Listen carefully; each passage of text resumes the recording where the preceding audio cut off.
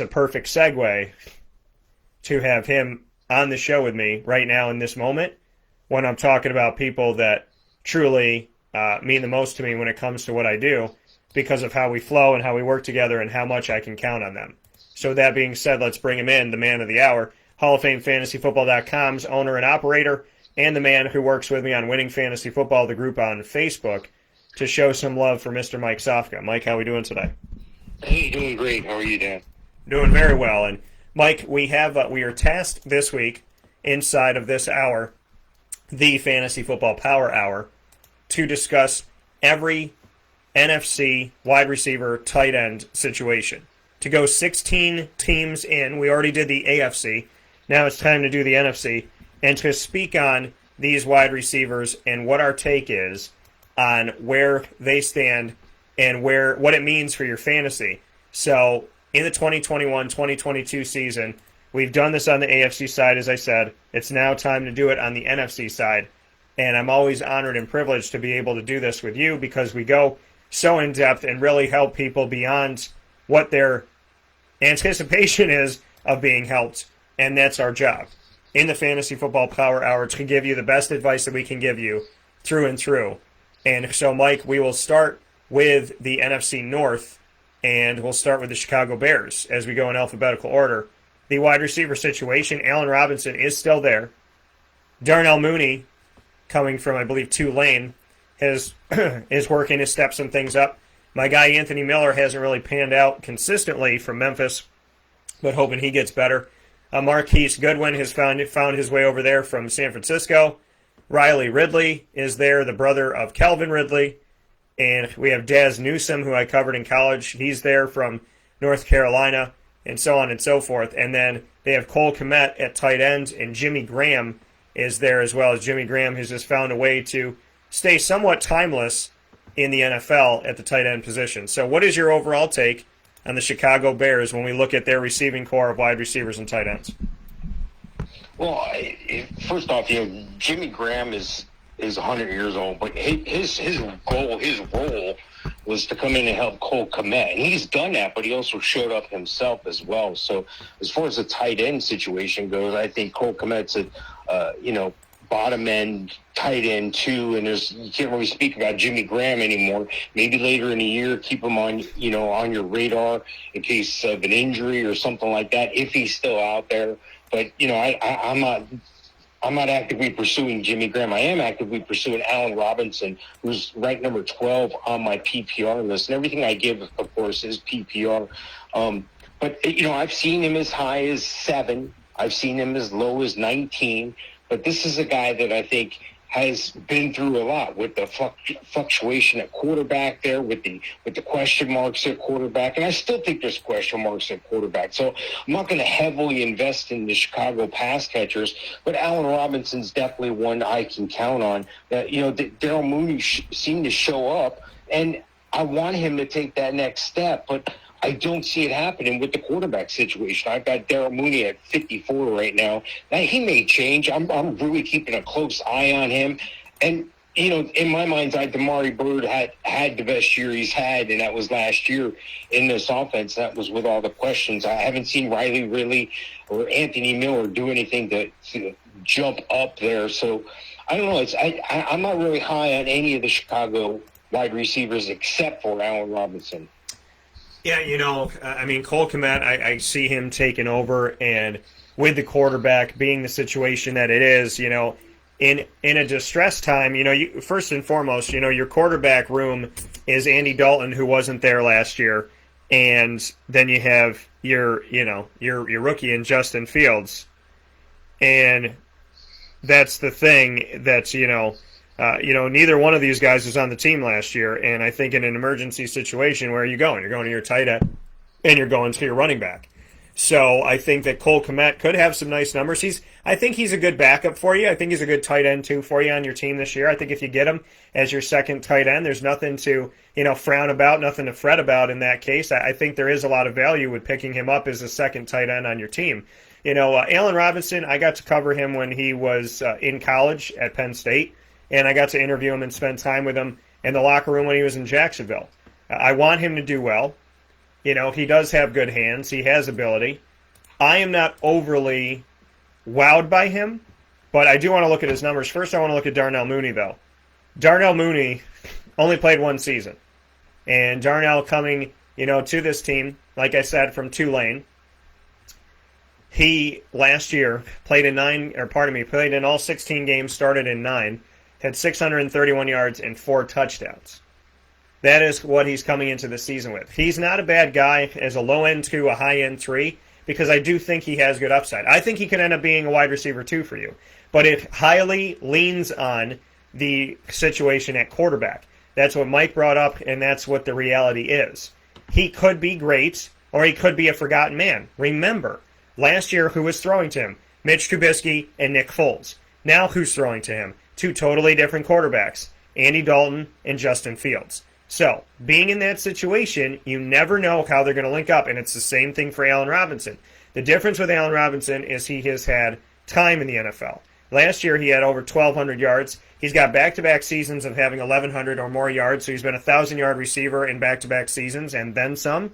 He started in 15 of 16 games in 2019, all 16 last year. He had 98 catches 2 years ago, 102 catches last year. So looking at where he is in the here and now has been fantastic, even in situations where the quarterback situation has always been fluid. You never know who the guy's going to be. Touchdown-wise, he has 7 in 2019-20, 6 last season. His other 1,000-yard season was his second year in the NFL when he played for Jacksonville to 2015-2016 season, where he had 80 receptions for 1,400 yards. Think about that. He had 1,250 yards and 102 receptions last year, and with 22 less receptions in 2015, he had 1,400 yards and 14 touchdowns. 1,400 on the nose. So, beautiful to see what he did in Jacksonville as a sophomore in the NFL, but he's playing his best back-to-back ball right now, and he's doing it in these terrible quarterback situations. So, like Mike said, PPR, good stuff. Doing it no matter who the quarterback is, good stuff. And no matter how nasty Chicago looks on offense, good stuff. So I think, with Darnell Mooney, there's the upside of him being a 2, but you draft him obviously lower. And Allen Robinson is a 1. I don't think he's the highest end of the 1s, but he's still a 1 for you to pick up based on his productivity and the fact that it hasn't been a one-hit wonder. He's done it back-to-back years in not great situations. So I like Allen Robinson as a 1. I like Darnell Mooney as a low-end 2, or a lower-end 2 with upside. And I like Cole Kmet as your second tight end on your team this season. With that being said, we flip to the Detroit Lions, Mike, as we take a look at the wide receivers and tight ends of every single NFC team inside of the Fantasy Football Power Hour. Not one of or not a, but the Fantasy Football Power Hour, proudly presented by the Wildcat Sports Pub, 3680 Milton Avenue in Camillus, New York, inside of the Home Depot Plaza. Open 7 days a week with indoor and outdoor seating, as well as for takeout and delivery by calling 315-487-2222. That's 315-487-2222. Mike, Detroit's got another new quarterback situation as well with Jared Goff. They got a bunch of picks, and they got Jared Goff to let go of Matt Stafford. They brought in Tyrell Williams, who's new, Brashad Perriman, who's new, Amon-Ra St. Brown, who's new, Geronimo Allison, who's a newer face who had come over from the Packers. So there's new. Sage Surratt is on the team as well from Carolina. Lot of new faces. Nobody who is a household Detroit name, but some people obviously may know Geronimo Allison and Tyrell Williams and Brashad Perriman. But this is where they're at right now. A bunch of new guys as they let go of Golden Tate in recent history, Marvin Jones Jr. this offseason, and Kenny Galladay this offseason. What are your thoughts on what the receivers look like, as well as TJ Hawkinson being on the team and Darren Fells backing them up? Well, they couldn't have made all those moves or let all those moves happen at wide receiver without getting rid of Matt Stafford. Can you imagine what Matt Stafford would be doing right now if this was his receiving core? All of a sudden, as it is, Detroit's one of those bubble teams. Detroit's one of those teams where you'll watch them if they're on, but I'm not out there each week going, oh my gosh, what time's Detroit playing? I'm not that interested.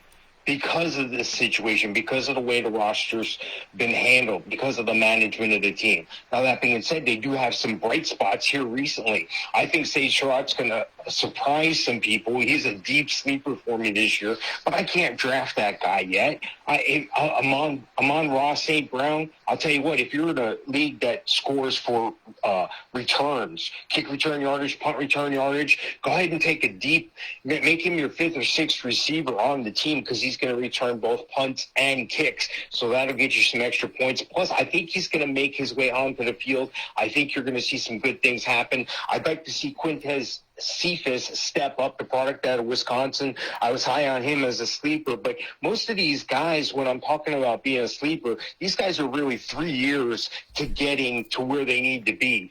And by that, I mean an excellent level, not necessarily all pro, not necessarily Pro Bowl, but at a superior level at their craft. And Bashard Perryman, injury-riddled guy at UCF. I can't really do anything with that. Tyrell Williams, I got him ranked in the 70s. I think he's 72. Khalif Raymond may start in the slot before St. Brown gets in the lineup. I'm just going to say this. All these guys I have ranked in the 70s or worse. The one bright spot I have is TJ Hawkinson. And don't forget, Jared Goff likes to throw to the tight end. So that he's number 4 on the tight end ranking. But everyone else, you better be in a deep league. You better be in a 16 or 24-man league. You better be 5-6 receivers deep before you consider any of these Detroit receivers. Yeah, and that's the thing. And I agree with you wholeheartedly on that. I mean, I don't see anybody going high on any of these guys. Tyrell was a 2 who never consistently showed up. Rashad Perryman, unfortunately, has been injured, and God bless. Hopefully that doesn't ever happen again. Geronimo Allison was getting somewhere, and then Green Bay was willing to let him go. I'm on Ross St. Brown. We don't know. So, I mean, it really is TJ Hawkinson or bust. And again, you got a new quarterback on a team that, you got a quarterback situation where your guy wasn't there last year. He was across the country in L.A., so this, again, puts people in a situation to trust in your running back and your tight end. TJ Hawkinson right now, by just my eyes on this roster, is the best wide receiver, and he's your tight end. So you can draft TJ Hawkinson, and you can kind of leave everybody else. I think he's a low-end 1, high-end 2 tight end, and I think everybody else is kind of just filling out your roster toward the end of your draft. That's really my best way to describe it. The Green Bay Packers are up next. The Packers, obviously, Aaron Rodgers allegedly has some trouble with what they have not brought in by drafting guys high and going out and getting guys in free agency. They do have Devontae Adams, and he does like Allen Lazard. Marquez Valdez-Scantling is holding on by the skin of his teeth, I think, this year out of South Florida. Amari Rodgers was drafted out of Clemson. Equanimeous St. Brown, a Notre Dame name, is still on the team. Mr. Devin Funchess is there, who never caught on in Carolina. Reggie, and then there's other names that aren't household names like Reggie Begelton and Juwan Winfrey and Chris Blair and so on and so forth. Thoughts on this, Mike? Obviously, we say Devontae Adams and everybody is wow, ooh, ah. But outside of that, can people trust in Valdez-Scantling or Lazard? Or do they take a flyer on a rookie? Is there enough from Allen Lazard to make somebody go for it? And Marquez Valdez-Scantling really only showed up when Lazard and Adams were both injured, and he had literally no other choice but to show up or to, get some pine on the bench. So what are your thoughts on the wide receiver core? And is Robert Tonyan enough for the future of Green Bay's tight end room? Yeah, I think Robert Tonyan's enough. I think he's a bottom end tight end 1 for you. If you get yourself in a position where you can't get one of those top, 5 or 6 tight ends, I think the tight ends are relatively deep. I think you can go 6 tight ends deep and still have a premier tight end on your team. But if you get locked out of that in your draft for some reason, Tanyan's the red zone guy. Tanyan's the guy they're going to look for when they got that short and goal to go, a 3rd and goal, whatever. They're going to do a play action. They're going to do a pass to the tight end. Robert Tanyan's that guy. That's who they're looking for right now. I don't think Mercedes Lewis is going to make a dent in that. I'm surprised Jay Sternberger hasn't yet already. But Devontae Adams is a premier wide receiver in the league. I mean, he's one of the top guys year in, year out here recently. I've got him ranked at 6 right now just because of the questions at quarterback. There still is a question at quarterback. Is Aaron Rodgers going to be there? And I think he's going to be there. But my bigger question now is, does he want to be there?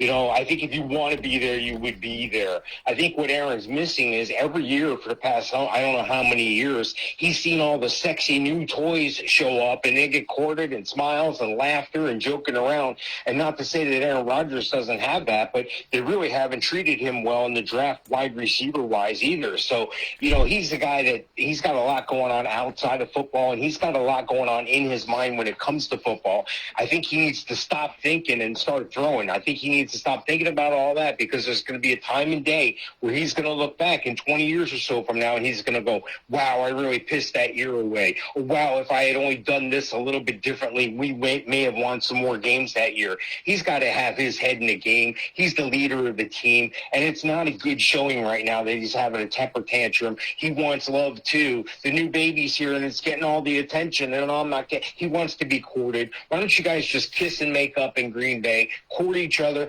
get it over with, ride out this last year or so, and be happy. But either way, I got Devontae Adams at number 6 right now. I've seen him as high as 1, and he deserves that. But is Aaron Rodgers the quarterback? I've also seen Devontae Adams as low as 21, because there's still the question mark about Aaron Rodgers at quarterback. But if Aaron Rodgers is indeed the quarterback, I think that lofts Devontae Adams back up to the number 1 spot. I think that does wonders for Allen Lazard, who right now I have ranked at 64, and the rest of the wide receivers you can just forget about.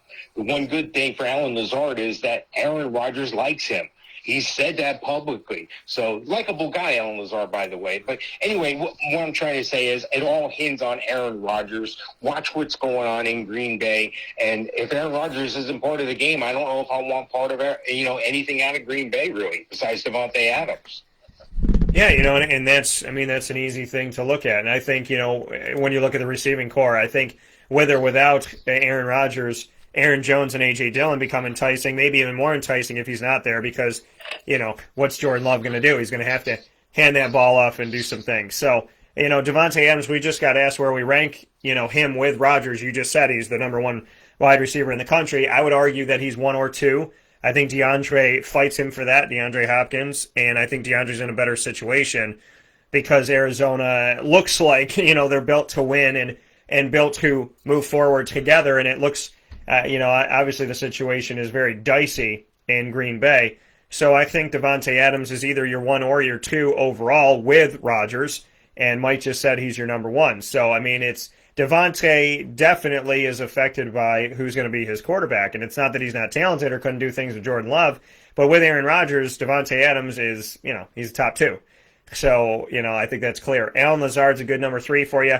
I don't trust Marquez Valdez-Scantling, so I'd probably leave him in free agency. Amari Rodgers, I don't think anybody's going to draft him out of Clemson unless you have to go really, really, really, really deep because we don't know what he's going to do. And, not all the Clemson wide receivers have been as obviously great as DeAndre Hopkins.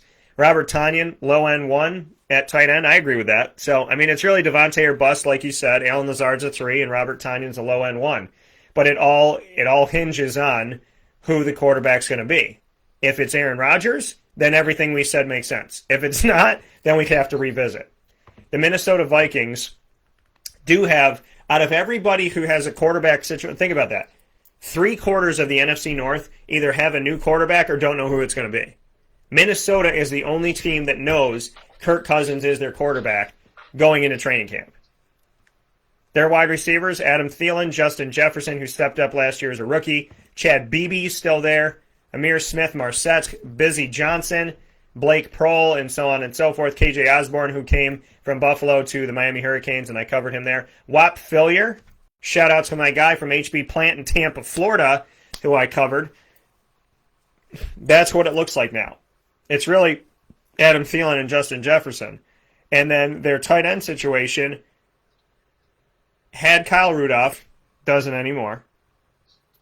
Then Irv Smith was supposed to take over. Kind of did, kind of didn't. But now he's by himself. So could he do it this year? What are your thoughts on Minnesota?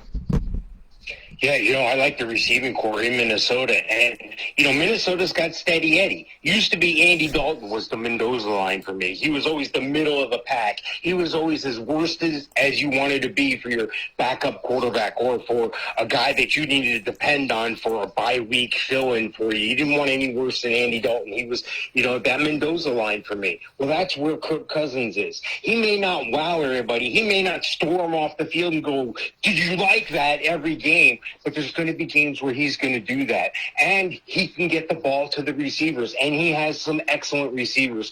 Justin Jefferson, this guy's going to wow people even more than he did last year. I've got him ranked at number 9. I've seen him as high as 5 and as low as 14. Adam Thielen's going to take a little step back, I think, because of Justin Jefferson. I got Adam Thielen in the 20s at 22. I've seen him as high as 17, and I've seen him as low as 35. I like what they've done with the roster, except for the Irv Smith experience. I think Kyle Rudolph being gone, Irv Smith, contract year, this is your year, buddy. Are you going to make it happen? I got him number 13 right now on the tight end ranking. So not a guy I'm looking for, but if I'm looking for a backup and it's late in the draft, a guy from my bench, yeah, I'm going to pick him up if he's available. The guy that I'm really excited about, though, and that you should have on your long-term plans as far as tight end on the roster is Zach Davidson out of Central Missouri. They took him in the 5th round, but this is a small school guy who played tight end and averaged over 40 yards per punt. He's a punter as well. But this guy has the build. He's 6'7", 245. He can block, so that's going to get him on the field. So he could, by the end of the year or by injury, emerge as a star in a dynasty league. This is an unknown guy that you're going to want to target late in the draft as well. So I like the receiving core in Minnesota. I think Kirk Cousins is the steady Eddie guy to keep those guys fed. You can't go wrong with a guy from Minnesota on your roster, especially if his name's Justin Jefferson. Yeah, so I think that there's, like you said, there's value here that you don't necessarily see in other places right now inside of the NFC North, but you see it here. I think Adam Thielen is one of those guys that you can count on. The question was he going to be able to do some good things without Stephon Diggs? And I think that he has. I think he definitely has put himself out there and had success and given you a reason to draft him. And Justin Jefferson is going to be a nice, 1-2 to that punch. So I do like that. I think there's upside with Justin Jefferson. I think there's some good to be had there. So when we look at Justin's numbers last year, 1,400 yards as a rookie. I mean, I just said that about Allen Robinson when he was a sophomore. 7 touchdowns, 1,400 yards, 16 games played, 14 games started, 88 receptions. I mean, 1,400 yards as a rookie. Is there any other? I mean, what else do I have to say? Adam Thielen, 925 yards last year, just shy of 1,000, had 14 touchdowns, 74 catches. Should you draft Adam Thielen? Yes. Should you draft Justin Jefferson? Yes. Beyond that is where I pause. There's no other wide receiver I'd go after. And Irv Smith, I'd let him drop. If you get him as like a third tight end, or you just kind of maybe, I don't know, fall asleep on a couple of your second ones that you're looking for, and this is the guy you have to take as your second guy, okay. But if you cannot do it, I wouldn't. That's how I look at it. With that being said, Mike and I are going to flip to the next NFC division, and that's the NFC South. And with the NFC South, we'll start with the Atlanta Falcons. The Atlanta Falcons have been in a remodeling of their tight end core over the last couple of years. Now they have Kyle Pitts, their top draft pick here, 4th overall. Hayden Hurst is still there. Calvin Ridley is their leading receiver, with Julio Jones finally moving on. Russell Gage has stepped it up here on the depth chart. Olamide Zaccheaus, that I covered from Virginia, is still there, and Tajay Sharp comes over after things didn't work out. A very young receiver from the Tennessee Titans has found his way. And Cordero Patterson cannot be on enough teams, but he's a running back and a wide receiver on this team, so he's an Atlanta Falcon right now. And Russell Gage, just in case you don't know his name, he's played 3 seasons in the NFL. This past season started in 8 of the 16 games he played in, 72 catches, 786 yards, and 4 touchdowns. So, Mr. Mike Sofka, what happens with the receiving core that now no longer features Julio Jones? Yeah, this gives me a little bit of a question Calvin Ridley. I think Calvin Ridley is an excellent receiver. I think he's the number one on a lot of teams, including your fantasy team as well. I got him ranked as high as 3. I got him as low as 13. There was a time there where Julio was getting all the yards and Calvin was getting all the touchdowns in his rookie year. But, everybody's kind of moved and gotten their spot. Well, not yet. Not now. Julio Jones departing for Tennessee. Christian Blake may be the name that you're going to want to look at. He's going to step right in, but this could be the opportunity for a guy like Frank Darby at Arizona State, the 6th-round pick. This is a guy who's an underrated guy. This is a guy you might want to target in Dynasty as well. Olamide, Zacchaeus. I've seen bits and pieces and flashes of brilliance. Let's see if that can continue.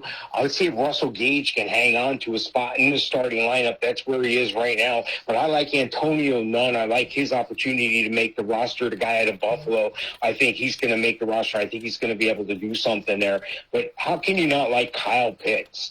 They went out and got Hayden Hurst last year. Hayden couldn't get it done for some reason with Matt Ryan. So they go out and get the best receiver. Yeah, I said best receiver coming out of college ball in Kyle Pitts at the tight end position. Kyle Pitts is a guy you're going to want to target. Kyle Pitts.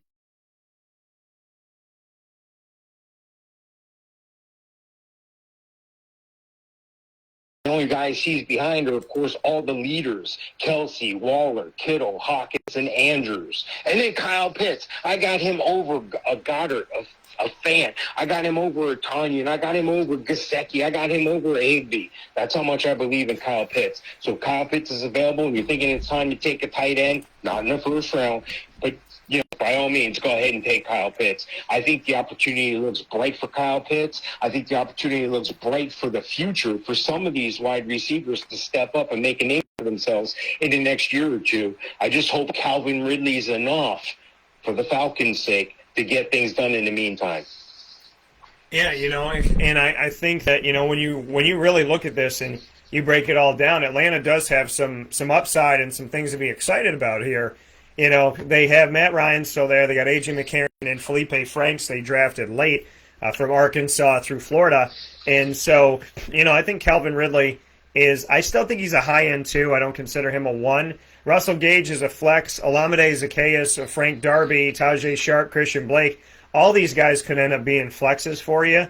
And, so which one to take? You know what I mean? It's one of those things where you kind of just, So, because somebody's going to have to step up, and we don't know exactly who that's going to be. So those are all names that may be in free agency. But if you were going to take any of them, Tajay Sharp has more experience. Russell Gage has a little bit of experience on this team with Matt Ryan, so that has a little more value. So that's something to look at. But I think Calvin Ridley is a high end 2. Kyle Pitts is a number 1 tight end. I believe in it. Okay, I'm here. I'm drinking this Kool-Aid. And I'm gonna sit on this Kyle Pitts thing. If he's available to me and I wait a couple rounds and I get what I need to get overall and I don't overdraft this guy, if he falls to me, I'm taking him. If you want to take him in the first round, that could be huge upside and awesome for you. But at the same time, he's marked as a tight end. However, he's a receiver. He's a receiver in the field. And Matt Ryan needs another number 1 guy. And I don't think Calvin Ridley is the number 1 guy. So Kyle Pitts could be the number 1 receiver, even though he's a tight end in Atlanta when all's said and done this season. He's a weapon, okay? And that is something to take. I'd wait just a little bit, not too long, but somewhere within the first 3 rounds, I would imagine he'll be gone. Mike, the Carolina Panthers, they have a new quarterback too, Sam Darnold. And maybe P.J. Walker. And Will Greer's still there. Robbie Anderson is reunited with Sam Darnold. DJ Moore is back for some more. David Moore is there, not to be confused with DJ Moore. One has to say David on the back. One has to say D Moore, and the other one has to say DJ Moore, but either one of them has to do more. Terrence Marshall Jr. is on the team, drafted in this year's 2021 draft. So those are really the names. Marshall, Moore, and Anderson. And then Dan Arnold is their tight end, and Ian Thomas is there as well. What are your thoughts on where we stand here with Carolina, with a new quarterback and a reunited quarterback with Robbie Anderson? What does that do? And them saying to DJ Moore, hey, you're young in the game, and we went and got Marshall because obviously they're not getting everything that they need to get, or else they wouldn't have drafted Marshall. So what's your take on Carolina? Yeah, I bet you they asked Robbie Anderson. They weren't asking for permission, but just out of curiosity, doing their due diligence before they brought Sam Darnold in. I think they asked him about his relationship with Darnold. I think they asked him how he felt about catching the ball. Could he count on him? How was he getting the ball from Darnold and so forth. I think Darnold got a raw deal in New York. I think he never had the tools around him. I think he never had the coaching around him. I think there was just a bad situation after bad situation, and you might argue all that started with Le'Veon Bell. So neither here nor there. Bell's no longer on that team, and neither is Sam Darnold. A name you're going to want to keep on your radar. And when we think Carolina, we think of throwing the ball to the tight end. We think of Olsen. We think of guys being able to get it done. I don't think Ian Thomas has been able to step up and get it done. They went out and got another tight end, a guy in a joker position, if you would. He's going to be an excellent blocker. More used like a Kyle Juszczyk, and that's Tommy Tremble. I think Tommy Tremble is a guy you're going to want to keep an eye on in Dynasty, but deep, way deep. But this is a guy you may be able to count on in goal line situations even as well. I'm talking so much about the tight ends because I downgraded the wide receivers right now. I think if Darnold was going to get it done, he would have got a little more done in his time in New York. I know he had the bout with mono as well, but DJ Moore's the number one guy, and I don't have DJ Moore ranked as the number one receiver for the first time since DJ Moore's been in the league. I've seen him as high as 14 and as low as 32. The reason for that? Sam Darnold. It's a new situation. You don't know what's going to happen. Are they going to rely more heavily on Christian McCaffrey? Are they going to try to boost Darnold's confidence by continuing to have Christian McCaffrey catch the ball out of the backfield? How much of an impact is Robbie Anderson's relationship with Sam Darnold going to have on DJ Moore? And don't forget, they just brought in this other cat, Terrace Marshall. The guy out of LSU runs a 4.4. They took him in the second round. So there's a lot of flashy names. There's a lot of good names here. Something's going to happen. Something's going to break free. You're going to be able to count on these guys. The only guy I can really count on from Carolina is Christian McCaffrey. DJ Moore, if he's my bottom end second, maybe wide receiver 3 at this point. But I know somebody's going to overdraft him as well as Robbie Anderson as well. So have patience if you take one of these guys. It may take a couple weeks to get everything going. And, that's just the nature of the beast. But, these guys have the opportunity to surprise. They can be the splash. They can be the fire to ignite your team. I'm just not so heavy on it right now. Yeah, Carolina, Robbie Anderson being reunited with Sam Darnold is huge for Robbie. Because the Jets did to, and I've said this before on the show, the Jets did to Sam Darnold what they did to Mark Sanchez. They took all his weapons away and the players that he really seemed to have good chemistry with in the receiving core, be it a tight end or a wide receiver, they took those guys away and then said, oh, well, he's not doing what he needs to do as a quarterback. Well, if you take away his weapons, what's he supposed to do? So, it's just ridiculous to me what they did to Sanchez and what they did to Darnold. Let's take away the guys that he's so comfortable throwing to that he has a lot of success with. And then when he doesn't have success after we take him away, let's blame it for him, make him the scapegoat, and get rid of him. How many scapegoats do they have to have at quarterback before people realize it's the Jets organization and not the signal caller? So, with that being said, I like Robbie Anderson, and I like that Sam Darnold's back with him. DJ Moore is a wide receiver 3 at best right now. I do not trust him. I'm not moved to pick him in any way, shape, or form. It's probably a name I'm not going to think about on draft day. Terrace Marshall Jr., he's a question mark, but he's got upside. In a deep league, I'd take him over DJ Moore. And Robbie Anderson I would take first if you're going to take any Carolina wide receiver, but he's not anything more than a number 2 right now. And yes, to go back to a point, Greg was writing some stuff to us here. Big shout out to Greg, big time fan of our fantasy football coverage. I appreciate it, Greg. And he plays in our fantasy football leagues. To you, Greg, I will tell you that Calvin Ridley's got good numbers, right? He's got over 1,374 yards this past season, 15 games started, 15 games played. So, he's had 9 touchdowns, 7 touchdowns, and 10 touchdowns in his career in the NFL. But he did all of that with Julio Jones. And I think that he's a 2 that did well as a 2. But Julio is the 1. I think Kyle Pitts is going to be the 1, and I think he needs a 1 in order to open up his 2 status. That's why I think he's a wide receiver 2. Now, if he takes over as a 1 and he shows me more than I expect, I'll be happy with. I just don't think it's going to happen. I think his numbers are good, but I think he needs a guy to be the dominant focus in order for him to play free. So that's how I feel about it. That's why I think he's a wide receiver too. I think his numbers are good. I mean, obviously they're good. But I just don't know how successful he's going to be without Julio Jones if Kyle Pitts doesn't come onto this team and step up. So that's what I'm saying. So my thoughts on this, I'm not drafting a tight end from Carolina. I'm considering drafting Robbie Anderson as my third or fourth wide receiver. I think he's a wide receiver 2 on a team, but I'm telling you, I'm going to draft him like third or fourth of all the guys I'm looking at, is how I would say. And Terrace Marshall with an outside look that I kind of will have my eye on during the season, obviously, and nobody else. That's how I look at it. I'm not sold by anybody else to move me in this.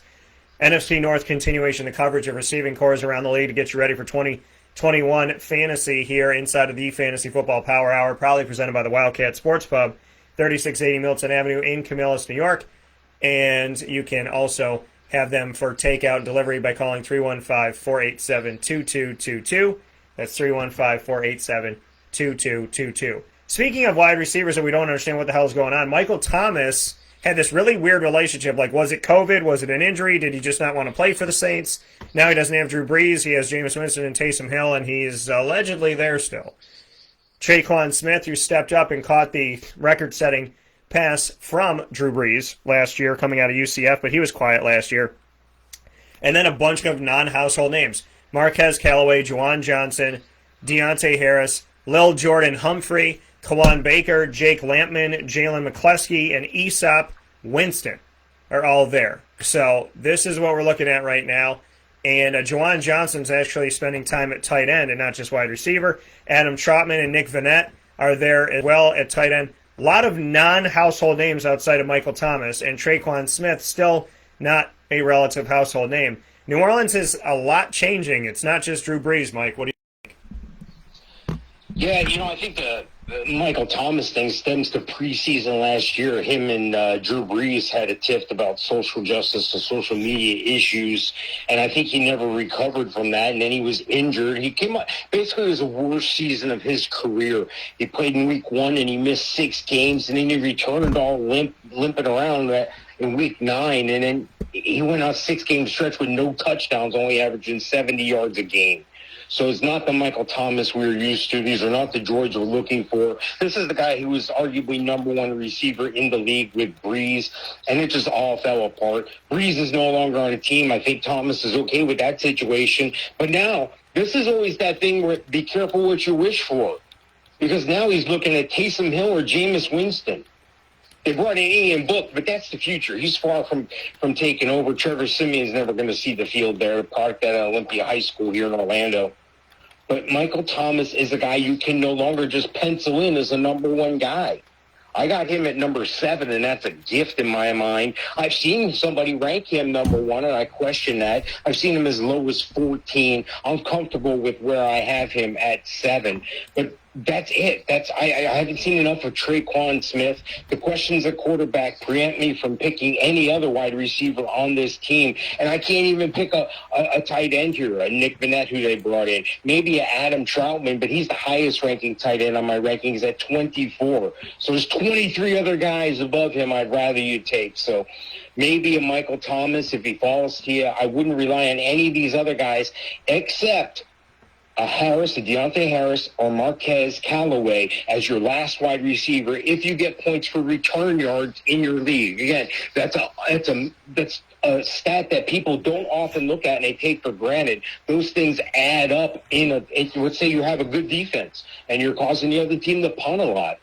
That's a lot better than having a bad defense and having somebody kick you a lot because you're probably just going to take a knee. So you got to look for those return yard situations in your league. That's where some of these wide receivers can take you as a 5th receiver. They can fill in nicely for you on a bye week. So I would maybe take Michael Thomas, but that's about it. Yeah, I mean, Michael Thomas to me is not a top 2. He's not a top 3. The situation that he had last year with Drew Brees makes me put things into question, on top of the fact that he has a new quarterback now, no matter who takes over. So I don't like the scenario, which means that Michael Thomas, he's not bad, obviously, but he doesn't make me feel great. I'm not drafting him as my first wide receiver, my second wide receiver. I think he's in your top 10 because of his success and maybe in your top 5, but with the when was he injured, when was he not injured, does he want to be here, does he not want to be here, and now he doesn't have Drew Brees throwing to him. A lot of questions, not a lot of answers. That leaves him a question mark. Top 4 status and talent, but are you willing to take that flyer on him if it doesn't work out? That's the big question you're going to have to ask yourself on draft day. And I can't answer that for you. All I can tell you is he's talented enough, but I hope I get another wide receiver before him. That's what I can tell you. In Tampa, we have Mike Evans, Chris Godwin, Antonio Brown still there, Scotty Miller there as well. We have Rob Gronkowski and O.J. Howard and Cameron Brate. The band's back together to try and win another Super Bowl with Tom Brady in year number 2 in Tampa, and he'll be 45 years old. Thoughts on this one, Mike?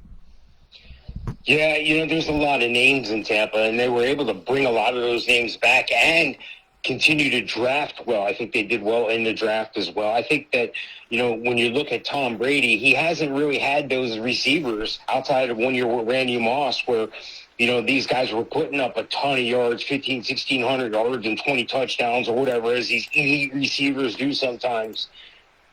I got elite receivers in Tampa. You got Mike Evans. You got Chris Godwin. Either one of them would hands down be the number 1 receiver on a lot of other teams in the NFL. And they can battle for that position back and forth. I got Mike Evans at 14 and Chris Godwin at 15. Now, I've seen Mike Evans as high as 3 and as low as 27. I've seen Chris Godwin as high as 11 and as low as 22.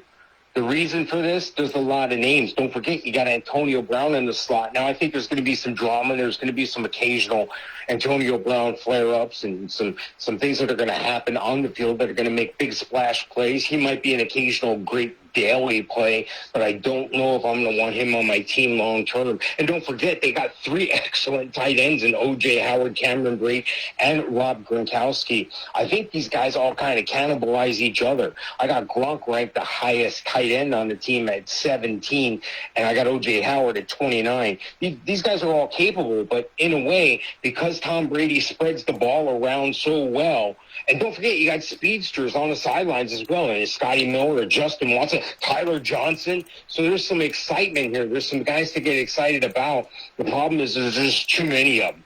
You walked into the world's greatest buffet that has all your favorite foods, and that's it. You're not going to be able to totally fill up your plate on that one thing. You're going to need to take a little bit of this, a little bit of that, if you want to enjoy a taste of everything. And that's what Tampa has with Tom Brady. It's a fortunate position to be in. They got a stable full of running backs as well. A lot of teams would like to have this problem of too much talent, but it's not exactly the wisest or the best thing for your fantasy team. Keep that in mind when you're drafting these guys. Yeah, I think there's a lot of talent here, obviously, but Tom Brady has proven that he doesn't care who the guy is. He just wants to win. He doesn't care about your fantasy team. He cares about reality Super Bowl championships. So Mike Evans is a 1. Chris Godwin is obviously also arguably a 1. And Rob Gronkowski's a 1. And O.J. Howard's arguably a 1, a lower-end 1 at tight end. So they're all worth taking. It's just you understanding that the ball will be spread out. So I think Evans and Godwin are going to get their numbers for you. I don't think they should be your number 1 overall wide receiver on your team, but I do think that they both obviously have number 1 wide receiver status value. And Rob Gronkowski, a number 1 at tight end, and O.J. Howard a lower end number 1 at tight end as well. To go back to Atlanta, I want to make something clear. I'm not saying that Calvin Ridley is not number 1 wide receiver fantasy status. I'm saying that his numbers came from Julio Jones being the number 1 focus of the defense. This is the year where Calvin Ridley either separates himself for better or for worse. Either he's going to prove that he can take over the reins and be the number 1 guy, or Kyle Pitts is going to take that, and Calvin Ridley's still going to get good numbers, but he's going to be in a situation where he's not the number 1 in Atlanta. That's what I'm saying. Calvin Ridley, with the defense, double-teaming him, focusing on him, shifting toward him, I don't know if his numbers are going to stay the same. That is what I'm saying. I'm not saying he doesn't have wide receiver 1 fantasy numbers, because obviously he does. I'm saying that I don't know if those numbers will hold up in a year where he doesn't have Julio Jones to be the dominant force on the field. So let me be clear about that. I'm not saying he's not talented. I'm not saying he can't do it. I'm just saying that he needs to be in a place where he separates himself for better. He's either going to separate himself for better or for worse. And it's up to him. And it's up to this offense. and how much Matt Ryan wants to go to Kyle Pitts. So there's question marks there. That doesn't mean he's not capable. It means that he's done very well being the guy who wasn't the main focus of the defense. Now, if he is, what will he do? Because we've seen some wide receivers not respond well to that. And I don't know where Kelvin's going to be. So we'll see his story be written this year and see how it goes. That's why I wouldn't have him as my number one overall wide receiver. I would have him as my second wide receiver I'd take off the board. That's what I'm saying. We'll take a step aside for a fast break, and when we come back, Mike and I inside of the Fantasy Football Power Hour will have plenty to talk with you about here in the NFC East and the NFC North as we look at their receiving cores right after this, where sports meets life on Wake Up Call with Dan Tortora inside of the Cafe Cubal studios. Carvel DeWitt, it's what happy tastes like. Do you know why? Because we make ice cream. Creamy, rich, flavorful ice cream. Not yogurt or iced milk like some of our competitors. Ice cream. Fresh, by hand, daily. For the calorie conscious, we have something new for you. Our new Carvelite. Same great flavor, creaminess, and texture of our regular ice cream with only 35 calories an ounce. So whether you want an ice cream cake, flying saucer, dasher, carvalanche, hard or soft ice cream, we will satisfy your craving with our fresh, handmade regular or new Carvelite ice cream. Carvel DeWitt. It's what happy tastes like.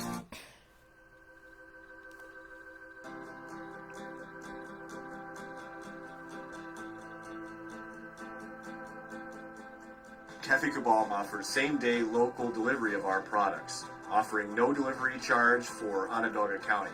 Shop cafecubal.com for fresh roasted coffee beans, cold brew, travel mugs, and all your essential Cafe Cubal needs. Cafe Cubal, coffee for the soul.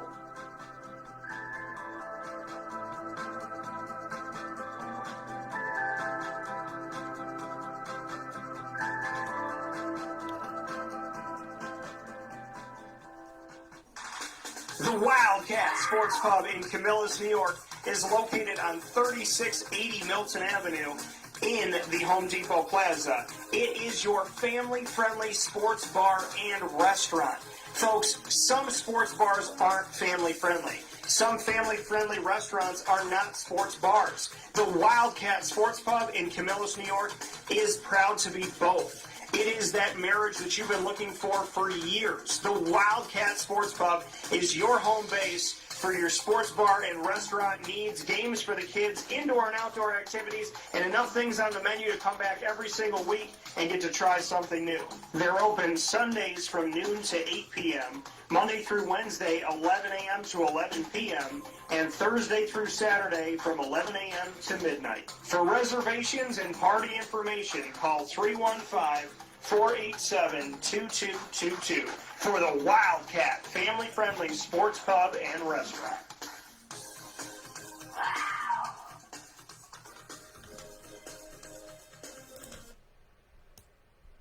Welcome back here to Wake Up Call with Dan Tortora on wakeupcalldt.com, your one-stop sports shop, and on mixlr.com/wakeupcalldt, where you're listening to internet streaming radio all over.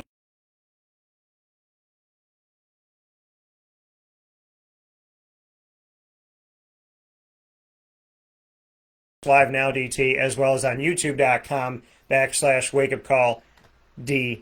So thank you for wherever you're watching and listening on Facebook, MixLR, wakeupcalldt.com, and on YouTube. Mike and I are going to every single division of the NFC to give you our advice on the receiving core situations around the league.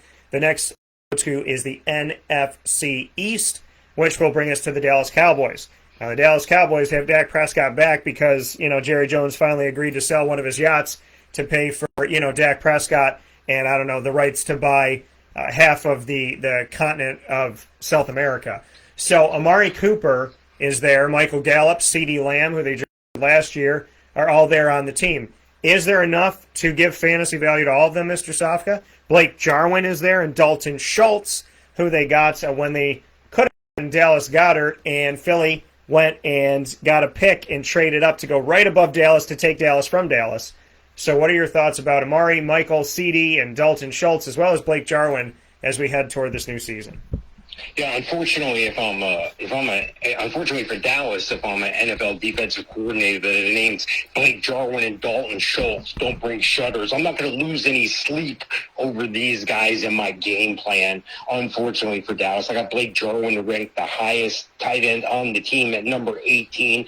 I've seen him as low as 27 and as high as 10. So, maybe there's some daily play in there somewhere. Maybe he's going to jump up and surprise somebody, but I'm probably not drafting Blake Jarwin or Dalton Schultz. Looking at the receivers, I like Amari Cooper and CeeDee Lamb a lot. Unfortunately, they're a little bit like, Mike Evans and Chris Godwin, like we talked about before, where at the expense of the other. Both of them could be a number one on some other teams as well. I got Amari Cooper ranked at 13. I've seen him as high as 9 and as low as 20. And, I like CeeDee Lamb a lot. I got him at 15. I've seen him as high as 9 and as low as 25. So I think CeeDee Lamb's going to put up a lot of production. I think Amari Cooper's going to put up some splash plays, some deep passes, but CeeDee Lamb can break it loose at any time. And then you got Michael Gallup in the mix as well. I got him in the high 30s, so I'm probably not going to be drafting him. But, there may be an opportunity, by an injury or something else that comes up. And you know what Dallas did? They went out and they brought in some wide receiver talent as well. TJ Vasher, I like his odds. I like Brandon Smith. I like Simi Fehoko. I think that there's going to be some of these guys, Cyrus Mitchell. These guys may get on the field and surprise us at times, but I think it's going to be much later in the year. Oh, how can I forget Cedric Wilson, too? So these are names to us right now, but none of these names mean much. The names I want you to remember on Dallas is Amari Cooper and CeeDee Lamb. Those are the two guys you want. Yeah, I'm not sold on the tight ends at all in any stretch of the imagination. I want Dalton Schultz to step it up, and I've just never really thought Blake Jarwin's going to bring anything. But I hope that they both have great careers and they both step it up. I would lean more on Dalton Schultz than Jarwin, but I don't see anything that's wowing me in any way at tight end. So I'm with you there. Amari Cooper and CeeDee Lamb, yes. CeeDee Lamb had some good moments. Michael Gallup's kind of been left in the dust here. So, they say he's impressing this and impressing that, but if I had to choose, I would say Amari Cooper 1, CeeDee Lamb 2, Michael Gallup 3. And that's how I look at them. I think CeeDee Lamb could eventually take over the one in Dallas, but I think this is where we're at right now. CeeDee Lamb is worth drafting, Amari Cooper is worth drafting, and Michael Gallup is worth building depth on your team. Next up in the NFC East, as we take a look at receiving cores from around the country inside of the NFC, as we did the AFC in our last video. You can check that out by going to youtube.com/wakeupcalldt, and the fantasy football tab on wakeupcalldt.com will have plenty for you to enjoy as well. So the next up here are the New York Football Giants, and the New York Football Giants have Kenny Golladay now. They all of a sudden tripped and fell into something cool here. They had Golden Tate, who came away from Detroit. Now they have Kenny Golladay, who came away from Detroit. They still have Sterling Shepard, who's 1,000 years old. John Ross is there, who's the speedster that never caught on in Cincinnati. Darius Slayton did some good things as a rookie, and they got Kadarius Toney out of Florida in this year's draft. So all that's coming to you, and C.J. Board, not a bad guy, who is down the depth chart in Jacksonville. It's another name that I know. And then they have Evan Engram, who's coming back. Evan Engram had some good moments, but kind of dipped off a little bit, and they brought in Kyle Rudolph to help out. What are your thoughts, Mike? Yeah, I think they got some names here. I think, Kenny Golladay, makes a big splash, and that's what you want to do in New York, is make a big splash all the time. That's real important for, that's where everybody's attention supposedly is. That's supposedly the media capital of the world. So, you always want to be front page news. You don't want to be on the back page of the Post. Darius Slayton did surprise some people. He did get on the front page a couple times last year. I like where his game is going. I'm not there yet with him. I'm not drafting him just yet, unless he's one of my last receivers. I'm taking a stab at him. And again, the return yards. He's a return guy, so that might be key for you. But Kenny Golladay, I can't really say that I'm gonna be all excited about Kenny Golladay. Somebody's going to overdraft him, I know, but I got Kenny Golladay at 26. I've seen him as high as 19 and as low as 57. So, the jury's out. It's a new team. It's a new deal, new quarterback, Daniel Jones. I would think Daniel Jones would improve with these improved names. John Ross, I don't think he's ever caught on, even when he was at Cincinnati, super fast guy. But Kadarius Toney was just drafted out of the University of Florida. And Kadarius Toney is a guy who could get 90, 100 catches, could break 1,000 yards, but probably not this year. I think he's going to have an impact on the field this year. I don't think he's going to be impeded by any of the other receivers on the roster like a Sterling Shepard or Dante Pettis. Dante Pettis, he's way on the downside right now. He needs to step it up. Sterling Shepard, I think, can do some things that are going to be great at times, but again, I don't think either one of these guys are going to step in the way of Kadarius Toney. I think he's going to take over that position from John Ross in the slot, and I think he's going to have some meaningful production. He's worthy of a back-end roster spot for you at receiver. Evan Ingram and Kyle Rudolph, I think they're going to cannibalize each other at wide receiver. I got the highest ranking one being Evan Ingram at 13. I've seen him as high as 9 and as low as 20. So, I'm not super excited about any of these guys, but they are on my radar. And if I have a dynasty league, I'm definitely drafting Kadarius Toney. Yeah, so for me, I and like you said, Kadarius Toney worth the draft pick. I like Kenny Galladay as a wide receiver. I know he's a one in the. That's the thing with the Giants. They needed to bolster up their offensive line, and they needed to get wide receiver help in order to help out Saquon Barkley and Daniel Jones. They needed to do those two things. Now, the jury's still out on how I feel about their offensive line, but I can give them respect that offensively they went after guys. They brought in Kyle Rudolph. They brought in Kenny Galladay. They brought in Kadarius Toney. They brought in John Ross. I like that they're making moves to try and create depth, to try and give some help to Saquon Barkley and to Daniel Jones. So I do appreciate that. I like Mike Glennon being there to help train Daniel Jones and help him along because Glennon's been around forever and a day, and he was just in Jacksonville. And before that, he's in Tampa and so on and so forth. So I think that that's good. I think it's really good, the moves that they've made that they've needed to make. Get somebody in there to help your young quarterback. Get in offensive linemen to try and help out. That jury's still out for me. Bring in guys who have been successful or guys that have the opportunity to create depth at wide receiver and tight end. I like all of that. With that being said, fantasy football-wise, Evan Ingram is worth drafting, but he is not the highest of the ones that I thought he was right now. I don't have him coming in my top 4 or 5. That's what I'm saying. He's there in my top 10, arguably, but he's not a top 5 because, last year was meh, and I know that they didn't have Saquon, but still. He needs to be able to show up, and granted, now that he has help around him, I'm not going to put it all on him because you can't, if everybody's keying in on him and there's no wide receivers and there's no Saquon, that makes it difficult. So I know that Evan Ingram, he should have a better season this season with more talent around him and Saquon returning. But Evan Ingram, to me, has to be more consistent. And so he's still a top 10 to me. He's not a top 5 yet, or in this moment. He was a top 5, arguably, going into last season. But I need to see more, and I'm not going to put it all on him because, like I said, they didn't have the depth and they had the injury issues. Kenny Galladay, to me, is worth drafting, but I don't see him as a number 1 overall wide receiver, even though he's the number 1 on the Giants right now. I don't see him as arguably that. I think Slayton, Toney, Galladay, Ross, anybody could take over. So Kadarius Toney, he's a sneaky sleeper pick. Slayton, somebody's going to go high on him. They might get him over Galladay because he was there last year. So I think Slayton is worth building up as a 2nd or 3rd or 4th wide receiver. Galladay the same. Kadarius Toney a sleeper. But not any of these guys, am I saying, is going to take over for my fantasy going into the season because there's question marks and there's no number 1, 2, or 3. To me, arguably, there's no definitive number 1, 2, or 3.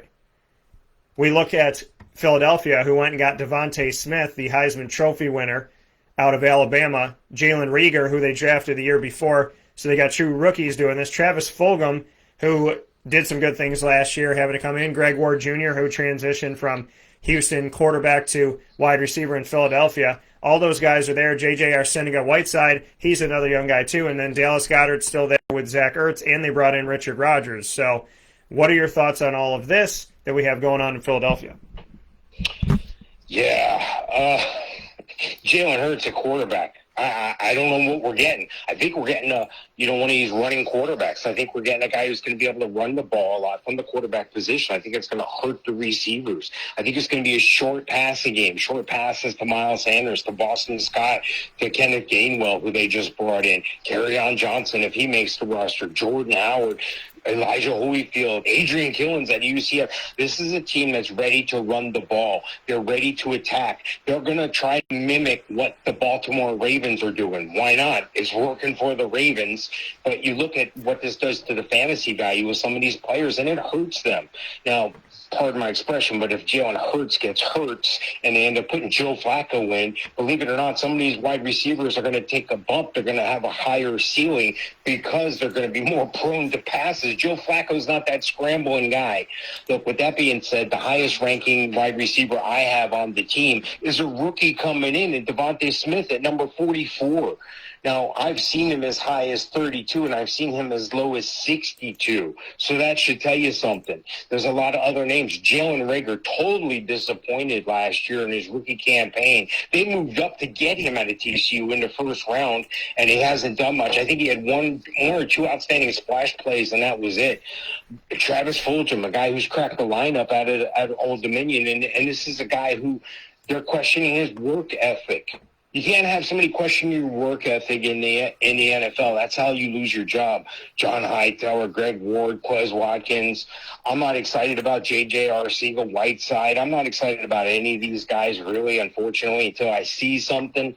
Somebody's going to overdraft some of these guys, and that's fine because you're going to get somebody else that I like better and that you like better, and you're going to win your championship. So just proceed with caution with the Eagles wide receivers. Same thing with the tight ends, Zach Ertz and Dallas Goedert. I got Dallas Goedert at number 13, and I got Zach Ertz at number 20. So, I mean, it is what it is. They're going to try to mimic the Ravens. Maybe that's going to work out better for the tight ends, but Zach Ertz is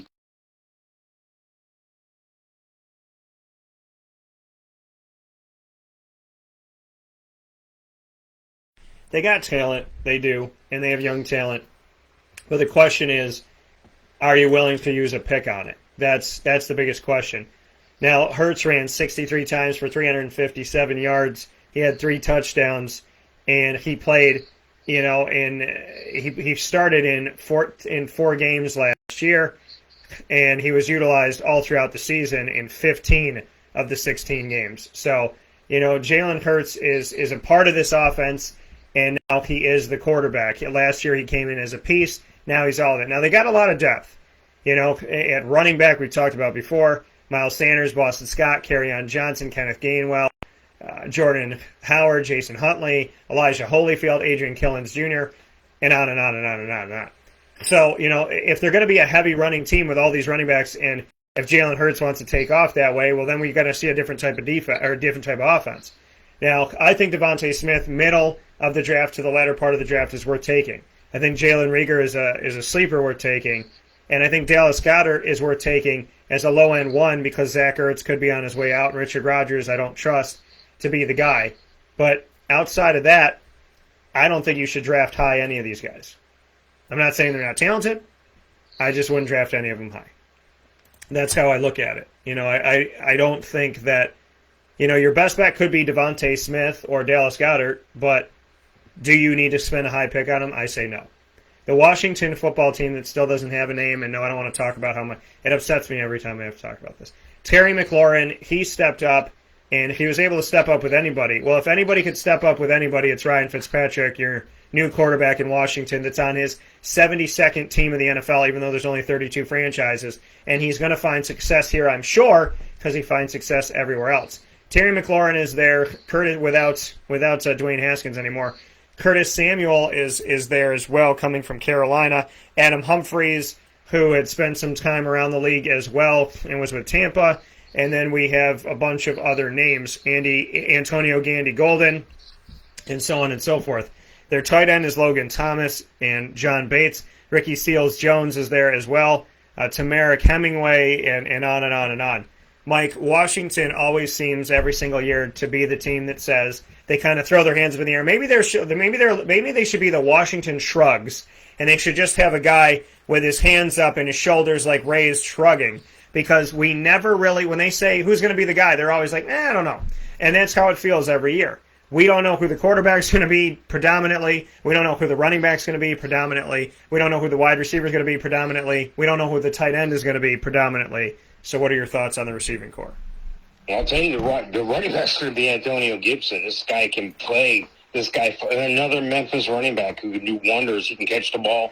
J.D. McKissick is there in that role as well. So I think they're okay with the running attack, and they're going to need that to balance out Ryan Fitzpatrick. He can open up the offense. He can really air it out. The smart guy out of Harvard. This is a guy who's 45 years old, looks a little, trying to copy my style with my beard and the nice tropical shirt. But Terry McLaurin's the wide receiver you're going to want. He's definitely a number one receiver. He's the number one receiver on this team. He's number 11 on my ranking. I've seen him as high as 7 and as low as 15.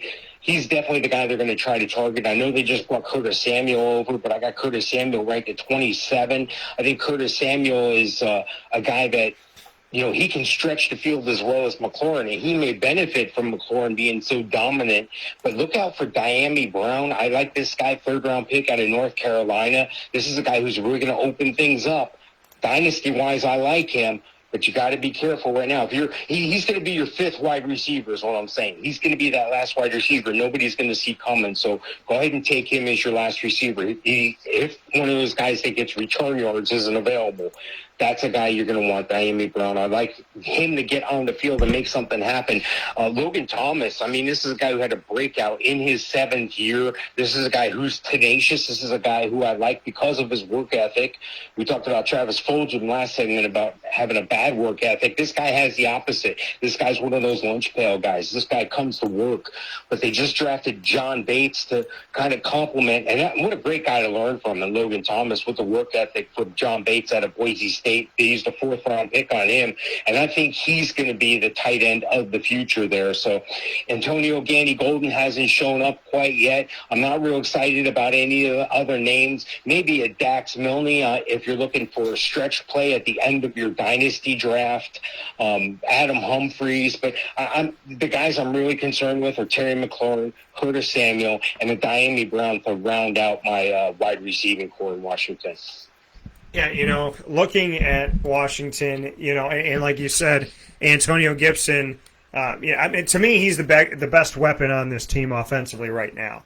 You know, I think there's a lot to be had here. Terry McLaurin, I think these guys kind of fill out, wide receiver-wise, they fill out your team. Terry McLaurin, not bad. If you have 4 receivers, not bad to have him as 1. Curtis Samuel, potentially. You know, Adam Humphries, Antonio Gandy-Golden. None of these guys are number 1 guys right now. But I think that they all, you know, could fill out a roster pretty nicely. That's what I look at. You look to Washington receiving corps to help fill out your roster. Logan Thomas, you know, I feel better about him with Fitz being there. So I'm going to say he's a low-end 1 at tight end, but that's where I'm going to have him right now. And, you know, because him and Bates could be sharing time. But really, I think, you know, the guy I'm most excited about is Antonio Gibson. When I said we don't know who's going to be the guy at any given thing all the way through, what I mean by that is I don't know if Washington intends to use the other guys. Lamar Miller's there, Jonathan Williams is there, Peyton Barber, J.D. McKissick, a lot of guys that are trying to find their, you know, maybe last leg in the NFL. So Antonio Gibson, I'm a huge fan of Memphis and a huge fan of the Memphis running backs and who they send to the NFL. And it seems like every year they're sending a running back to the NFL in the draft. So obviously, Antonio Gibson, who we talked about in our running back show that you can go back and watch on youtube.com/wakeupcalldt and on wakeupcalldt.com's Facebook. If you're wakeupcalldt.com fantasy football page, you can click there as well. But Antonio Gibson, to me, huge for this team. I want to be clear about that. Wide receivers, good to fill out your team, not necessarily the guys that you want to lean on predominantly. They're good fillers for it, so to speak. So that being said, we'll take a step aside for a fast break. When we come back, Mike and I will wrap up the NFC coverage of the receiving corps by discussing the receivers of the NFC West.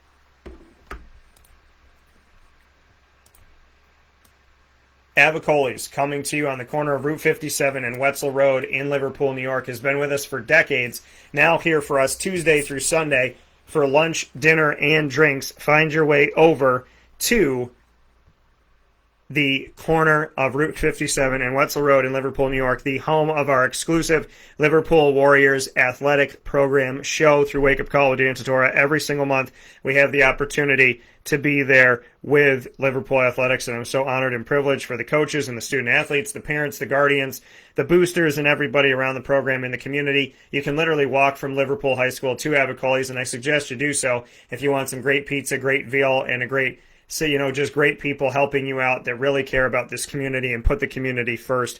Thank you to Avicolli's for all they do for takeout, delivery, and catering. You can call 315-622-5100. That's 315-622-5100. You can also go online to myavicollis.com. That's myavicollis.com. And, of course, you can go on site for their fine dining, their bar, as well as their pizza side, more casual side, and their outdoor dining. 4 restaurants in one at Avicolli's on the corner of Route 57 and Wetzel Road in Liverpool, New York. Canine Camp Dog Daycare and Canine Campground Dog Boarding, your home to trust with your furry-loving friends. They give you so much at Canine Campground Dog Boarding and Canine Camp Dog Daycare. I am so eternally grateful for all that they've done with Lily and with the animals throughout our community, all of our dogs, whatever their size are, and whatever breed the dog is. They have a plethora of animals that are there, and they play well together. They bring you through a whole process. They want to make sure your dog has a good temperament and can play well with other dogs. It's not just about taking anybody. It's about being very, very considerate of every dog that's there and every family that entrusts them with their animal. Canine Campground Dog Boarding, 242 Johnson Street in East Syracuse, and right around the corner from the Campground Dog Daycare, which is there for you on 228 Old Bridge Street in East Syracuse, right off of Bridge Street. So make sure you get yourself over there. PB&J's Lunchbox, award-winning grilled peanut butter and jelly sandwich with the roasted pecans cut up and put all throughout the peanut butter and jelly on that artisan bread. Fantastic. Everything that they offer you at PB&J's Lunchbox, you've loved following the food truck throughout central and upstate New York, and that food truck continues to go to all different events, but now you can go to them in their street side cafe. You can actually get there. So when you have a craving, you're like, oh man, there's no event going on today with the food truck. How do I get my PB&J's Lunchbox? Well, simple. You go to their new location on 663 Old Liverpool Road in Liverpool, New York, minutes from Destiny USA, the highway, the thruway, and Onondaga Parkway. Find your way over to PB&J's Lunchbox, new location on 663 Old Liverpool Road in Liverpool, New York today. Victory Sports Medicine and Orthopedics, located right by the water of Skinny Atlas, offers us such a great opportunity to be treated as a human being and a patient that matters. Victory Sports Medicine and Orthopedics not only has a fantastic group led by Dr. Mark Petropoli, but they also listen to their patients, care about you, and walk you through everything that's going on. From preventative care to rehab and physical therapy to surgery, Victory Sports Medicine and Orthopedics is your one-stop shop to get multiple avenues to try and correct your injury and to listen to you and truly care about their patients. They are separate from everybody else because victory to them means so much more than what it means to just a simple place. They handle each patient with care, and that care and consideration means the world to me, and that's why I've gone there for almost a decade. Victory Sports Medicine and Orthopedics. Call them for an appointment today, 315-685-7544. That's 315-685-7544. With that being stated, Mike Sofka and I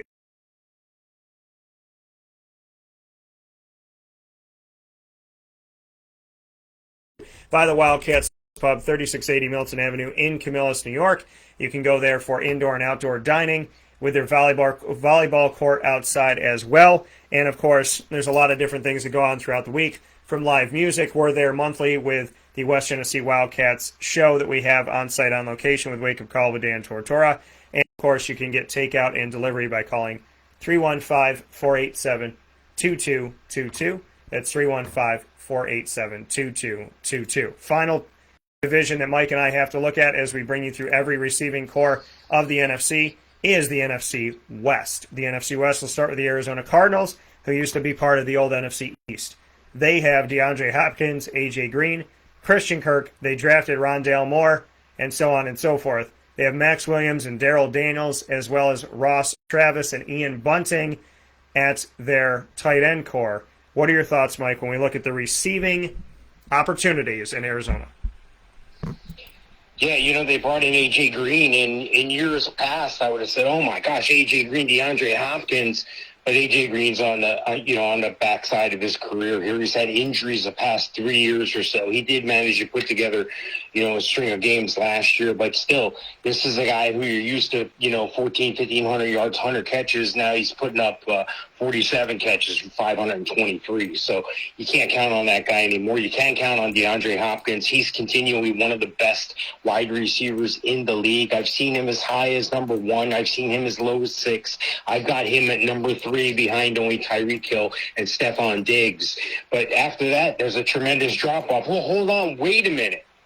Yes, there is a drop-off because it was supposed to be Christian Kirk. Well, he's in a contract year of his rookie contract, and he's yet to have a breakout year. Well, it was supposed to be Andy Isabella. He's going to be the slot guy. He's a speedster. Well, that hasn't happened yet either. I'm going to tell you the name you're going to want. This is a sleeper a lot of people aren't going to see coming unless they're a big college football fan and maybe in that Big Ten or up north. Out of Purdue, Rondale Moore runs a 4.29. They're going to do what they have to do to get him the ball. They're going to put him on jet sweeps. He's going to play the slot. They're going to move him around. That's the name you want. That's the guy you want as your 4th receiver, maybe 5th receiver if you're carrying 4 or 5 receivers on your roster. Now, let me tell you something. I do well at drafting. People that follow my system do well at drafting. And it never ceases to amaze me that you get draft offers for your 4th or 5th receiver or your 2nd or 3rd quarterback, and teams they give you a low ball offer, and you're like, well, this guy's doing a lot better than that. Well, I'm not giving you better than that for your 4th receiver. Well, yeah, he's my 4th receiver, but he would be your number 1 receiver. See, this is the type teams I'm talking about building when I give you my rankings. So Rondale Moore is definitely a name you're going to want to consider. Tight ends all but disappear for Arizona. Kyler Murray's running around with the ball. They're looking at Chase Edmonds, James Conner brought into the fold this year. Those guys and each other well, but Chase Edmonds is going to be the every down back in my mind's eye, and Chase Edmonds is going to be that pass-catching guy as well. So I like DeAndre Hopkins a lot. I'm staying away from everybody else, but I'm going to surprise everybody at my draft. I'm picking Rondale Moore as my 4th receiver. Yeah, Rondale Moore, one of those guys that could be an immediate impact on this team in Arizona. DeAndre Hopkins worth drafting. A.J. Green's a nice decoy.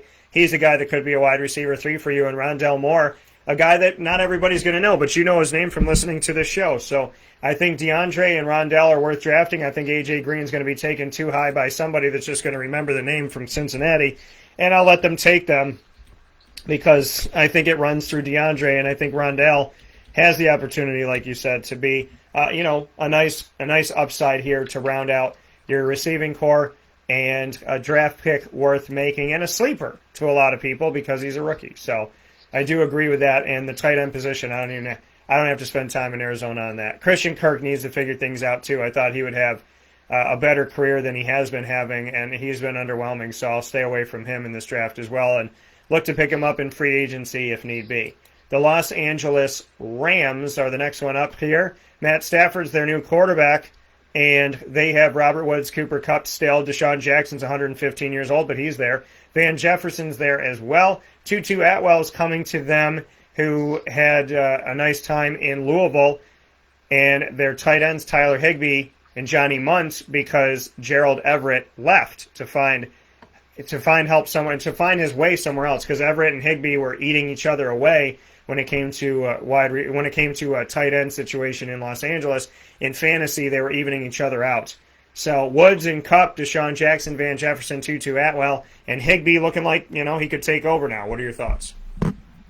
Yeah, I think Higbee's going to be the focus on the tight end front there. I think he's going to be the guy. Watch out for a Bryson Hopkins to step up and a Jacob Harris as well at tight end. But, I think Tyler Higbee could be a tight end 2 for you on the team. I don't think he's, he did put up better numbers when he's the solo tight end, when he's the focus. So, maybe this is his opportunity to step up. But, again, I'm not going to count on that. I have him ranked at 18. I have him ranked at 19.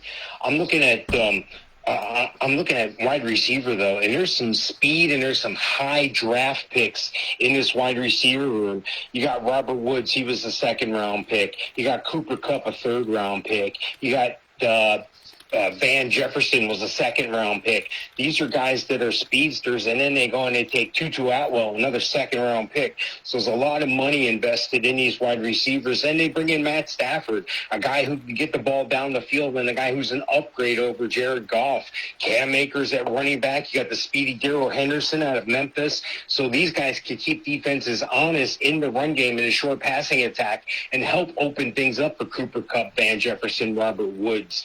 Now, as far as these guys ranking, I don't think you can count on Tutu Atwell a lot this year. He is super fast, and maybe in a dynasty situation, I'm going to consider him.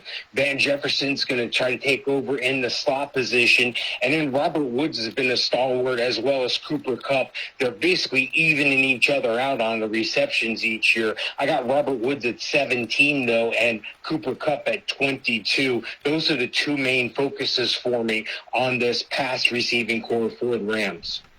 Yeah, you know, this core is going to get better because Matt Stafford arguably has his best receiving core that he's ever had. Now, he had Megatron, but I'm talking about, I should say this, post-Megatron, Matt Stafford, between what he had in Detroit and what he has now, I think that he's definitely smiling for being in L.A. and having this opportunity.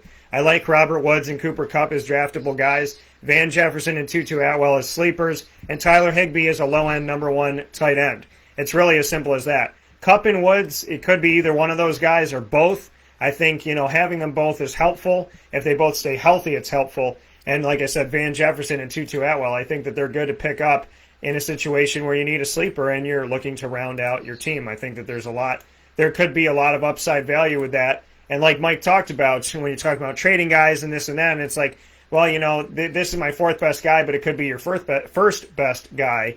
When we're rounding out our teams with Tutu Atwell or Van Jefferson, you could really need them down the road, and we could already have that depth built in. That's what it takes. When you want to win fantasy, you have to do your homework. And Mike and I are here to help you do your homework. We're here to be your tutors, so to speak, of fantasy football. Inside of the Fantasy Football Power Hour every week, Wednesdays from 10 a.m. to 11 a.m. Eastern Time. This week on Thursday, due to the special that we had with Fran Satora celebrating her championship year. San Francisco 49ers, Deebo Samuel and Brandon Ayuk are there, as well as Richie James and Jalen Hurd. Mohamed Sanu found his way over here now. Benny Fowler still in the NFL. He found his way here as well. Those are your receivers in San Francisco, and obviously your tight end is George Kittle. Your thoughts on this, Mike? Yeah, I like George Kittle. I liked him before I even saw him play. So this is a guy who, hosting tight end university. It's National Tight Ends Day. This is a guy who takes a lot of pride in his work. He's the steady Eddie number 3 across the board on most people's rankings. Some have him at number 2. The only guys ahead of him are Darren Waller, of course, for sheer volume, as well as Travis Kelce from Kansas City. So this is a guy you can rely on week in, week out. Yeah, I know he got injured that one time and was out for the year, but, stuff like that happens. It's football. It's a violent game. On the receiving end, Brandon Ayuk, the explosive guy, former first-round pick. This is a guy who I really want on my team if I can get him. I got him ranked at 28, but this is a guy who can step up. The problem is the quarterback situation. Are we going to see a subpar Jimmy Garoppolo? Is Jimmy Garoppolo going to be able to make the field? Is Trey Lance going to take over? Is Jimmy going to get hurt like he does, and then Trey Lance step in? So there's going to be adjustments. There's going to be times. Trey Lance knows how to run the ball, but he also knows how to throw the ball out of the Dakotas there. Deebo Samuel's a guy who doesn't appear to ever worry about disappointing me. This is a guy who in a couple years I've seen him has had problems staying healthy, problems getting on the field. He's had problems going back to his days at South Carolina with lower extremity injuries, and that's alarming. But when he's on the field, he's explosive. That's good enough for me to continue to take one more chance on this guy. I got him ranked at 43. So past these two guys, I'm not even thinking about other guys on my roster. Maybe if I'm getting return yard points, maybe a Richie James or maybe a River Craycraft. But those are deep. Those are last picks of the draft type deep.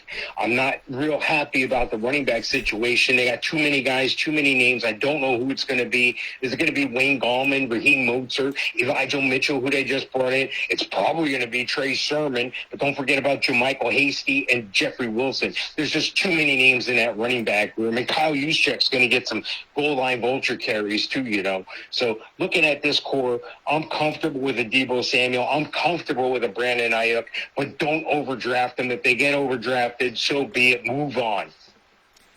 Yeah, you know, I'm not a fan of Deebo Samuel is a letdown.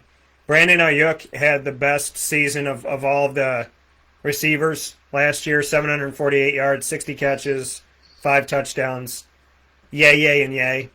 He had the most of all of those 3 receptions, yards, and touchdowns, receiving touchdowns. So Brandon Ayuk is worth taking, and George Kittle is worth taking. Deebo Samuel, I really don't want to see him on my roster at the end of my draft. That means that I missed something, or I did something that I shouldn't have done. So, like, that's where I'm at with San Fran. It's George Kittle and Brandon Ayuk. That's how I look at it. Simple as that. Seattle Seahawks, DK Metcalf. He was 5th string. 5th string, Mike. 5th when he was drafted as a rookie. He was 5th string. And I said, yeah, okay, he's going to be first. And look at what he's done. Him and Tyler Lockett have proven that they can both make hay in fantasy on the same team. They went and got my guy Dwayne Eskridge, who is coached by Western Michigan head coach, who's my dude, Tim Lester. He's on the team now. Tamarian Terry is there as well, who comes from Florida State. So they got some young talent there to try and work things out. And Gerald Everett left the Rams to go here to potentially take over where Will Dissly is and hasn't done a ton. So what are your thoughts on the situation in Seattle? Yeah, the Seattle situation is good because they got a good quarterback in Russell Wilson. But remember, you know, Seattle was able to win championships when Russell Wilson was still on a rookie contract. Seattle's able to put things together differently. Now Russell Wilson's the high-paid guy, and they got these up-and-coming guys. So ride this wave while it lasts, because this is only going to last another couple years here. DK Metcalf's going to want to get paid. Dwayne Eskridge is going to want to get paid in another 4 years. So this is an opportunity. This is where you're at. You're in that sweet spot right now where you got DK Metcalf ranked number 6 on my rankings. I've seen him as high as 3 and as low as 11. The former second-round pick out of Ole Miss does not disappoint. And then you got Tyler Lockett again, the steady Eddie guy. The guy's usually considered the number 1 on the team. I got him ranked at 19. I've seen him as high as 20. As high as and as low as 28. I think he's going to continue to put up numbers that are everybody of why he's one of the top receivers in the NFL. And how can you not be excited about Dwayne Eskridge out of Western Michigan, second-round pick? This is a guy who's a speedy guy. He's probably going to they're probably going to try to move him into the slot, or maybe move Tyler Lockett into the slot, him on the outside, maybe having the younger, fresher legs. The running back situation is a little bit in flux. Chris Carson's usually the guy, but he's injury prone. Rashad Penny needs to step it up. They've had a revolving door, and every one of these guys has stepped up when called upon, including Alex Collins, DJ Dallas, Travis Homer. But, you know, I'm sold on Chris Carson's going to be the guy. I don't think these guys are going to stop that passing attack. I think they're going to complement it. I think they're going to force the defenses to be honest and not just drop everybody back or not just send everybody on a blitz. Watch out for a deep name on the roster in Freddie Swain. A lot of people didn't think he'd make the roster last year. He's proved that he's able to be on the team. This is a guy who might make a splash if there is an injury. So I like all these receivers. Dwayne Eskridge is a guy that you can have on your team. But again, end of the draft, somebody's probably going to overdraft him, and that's fine. He's probably going to put up some okay numbers for a rookie. But just as long as you know what you're getting when you're drafting, as long as you don't overdraft, and as long as you don't miss out on opportunities, you're going to be fine. So, you know, sometimes people hear me say it's okay to let that guy get drafted, or he's going to be overdrafted. It's okay. Let that happen. That just means you're going to get value elsewhere. But I like all these guys pretty much, but especially, of course, DJ Metcalf and Tyler Lockett on the Seattle roster. Yeah, you know, and Gerald Everett coming into this team, mind you, with Tyler Higbee with the Rams and them eating away at each other last year, he still had 41 catches for 417 yards. That bests Will Dissly, who he's coming in to try and oust as the starting tight end in Seattle. Dissly had 2 touchdowns. Everett had 1. But as far as catches, 41 to 29, 417 to 251 in yards. So I think Gerald Everett makes an impact on this team immediately. I think he's a sneaky sleeper as a low-end tight end 1, high-end 2. And DK Metcalf and Tyler Lockett both had over 1,000 yards and 10 touchdowns apiece. on the same field. So draft them both. And if you get, this is one of those situations where if you get both of these receivers, I feel great about it. Not like I got one of them, which one do I play? I just got them so I didn't have to. No. When you have both of these guys on the team, it's not I got him so I didn't have to. Yeah, you don't want to have to face him, but you don't buy him like these aren't handcuff guys. But that's what I'm trying to say. It's not like, well, I need them both just in case because of this, that. No. They're both 1,000-yard receivers who have 10 touchdowns. They're both guys who know what they're doing. Tyler Lockett had 100 receptions. DK Metcalf had 83. So, and that could flip-flop this year. But I like both of these guys, and I think they're both worth drafting. And if you can get them both on the same team, that's fantastic. But whoever gets Lockett, someone's going to go Metcalf and vice versa. In the draft, I believe that's how it's going to go. As soon as you hear one of the guys' names, somebody else within a draft pick or two is going to take the other guy. So just be cognizant of that. And a deep sleeper and potentially Mr. Irrelevant of your draft is Dwayne Eskridge. You could have all three of these guys and feel really good about your life. So I'm just saying that because I think that this is one of those rare occurrences in the current NFL where there is no number one, number two receiver. Metcalf and Lockett are both number ones, and they both are going to do positive things on the field healthy. So there's a lot of good to be had in Seattle. With that being said, Mike, we are wrapped up with the receivers. We have given you shows of the running backs of the AFC, the running backs of the NFC, the wide receiver tight ends of the AFC, the wide receiver tight ends today of the NFC, every quarterback of the AFC, and every quarterback of the NFC. You can pick up all these videos by going out and finding them on our Facebook.com/WakeUpCallDT page, which you should like that page. You can follow us. Please make sure you subscribe on YouTube.com/WakeUpCallDT. You can find all the information there as well and all the shows. And, of course, you can find the archive on the Fantasy Football tab and the Fantasy Football Show tab on WakeUpCallDT.com for free. In the meantime, go to HallOfFameFantasyFootball.com and find Mike Sofka and all of his paid and free services, and find us both on Winning Fantasy Football, the group that you should be joining on Facebook, because that's where you get to have a great time speaking your mind, and as long as you justify your opinion and you're respectful, we're happy to have you there. With all that being said, Mr. Sofka, I bid you adieu as always in the Fantasy Football Power Hour, proudly presented by the Wildcat Sports Pub. Nobody does it like Mr. Sofka, and we appreciate you as always. Hey, thank you, Dan. Thanks for the opportunity, and I look forward to another winning season this year. Yep, and we'll talk with you very soon. That coming from Mike Sofka here on Wake Up Call with Dan Tortora. And with that being stated, we have now come to an end of today's broadcast. We're happy to have you here. We thank you for having us when Dan meets Marino for our first two shows on-site on location ever on Long Island, and the first ones we did with Steve Marino. And, of course, I love the fact that I got to have Fran here in studio to share her first ever championship with me. So, a lot of great stuff in Tortora Squared. And, of course, today with Papa Joe, the DH conversation, and Mr. Mike Sofka going around the NFC talking about every single team situation with their wide receivers and tight ends. With that being stated, we'll talk with you on TGIF tomorrow. Can't believe it already is. We'll be having some fun with the Annoying Moment of the Week presented by Carvel DeWitt. Lead featuring Juanita Ward, brought to you by Chick-fil-A Cicero. The top dog of the week will be announced. I'll be spotlighting someone special coming to you from Canine Camp Dog Daycare and Canine Campground Dog Boarding, and we'll have another special conversation. To find out what that is and so much more, find us on Facebook at Wake Up Call DT, Twitter at Call DT, and Instagram at Wake Up Call_DT, and always on WakeUpCallDT.com. And, of course, you're listening and watching to Wake Up Call with Dan Tortora every Monday through Friday from 9 a.m. to 11 a.m. Eastern Time on mixlr.com/WakeUpCallDT, on WakeUpCallDT.com's homepage, as well as on Facebook.com/WakeUpCallDT, YouTube.com/WakeUpCallDT, and on Facebook.com/LiveNowDT. All of those avenues, you can find us there.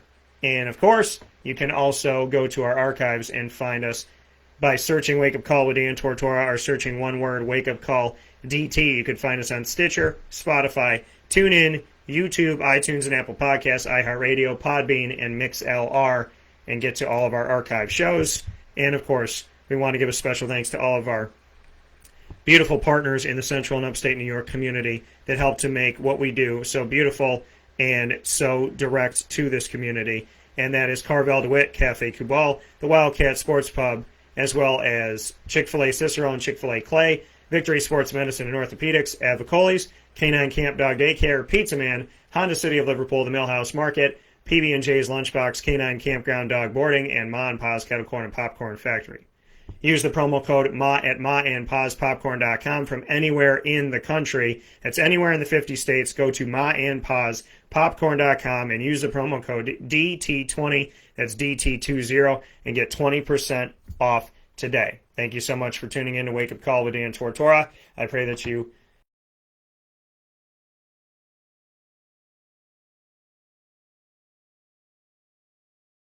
love yourself and love those blessings that God has given you and all those loved ones He's surrounded you with. In the meantime, as always, God bless, no stress, do your best. This is Wake Up Call inside of the Cafe Kubal Studios. Find them on 3501 James Street, 324 West Water Street, 208 North Townsend Street, 401 South Salina Street, all in Syracuse, downtown Syracuse, inside of Galasanos Children's Hospital, 343 Fayette Street in Manlius, New York, and their newest location and first time that they've ever had a drive-through window, which I absolutely love, seeing a local place get a drive-through just like Millhouse Market. Cafe Kubal on the corner of Route 11 and Taft Road in North Syracuse. At Sweetheart Corners, the nostalgia of Sweetheart Corners now has the amazing first ever drive-through for Cafe Kubal. We will see you there. We thank you so much for everything, and we look forward to talking with you soon. As always, God bless, no stress, do your best, and please have a great day.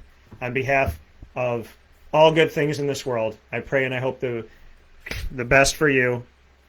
I send my love to God. And happy Celebration Day, G-Mama, which to me is every day. I love you, I support you, I appreciate you, and I love being your grandson. I'll talk with you soon. God bless everybody and be well. Be good.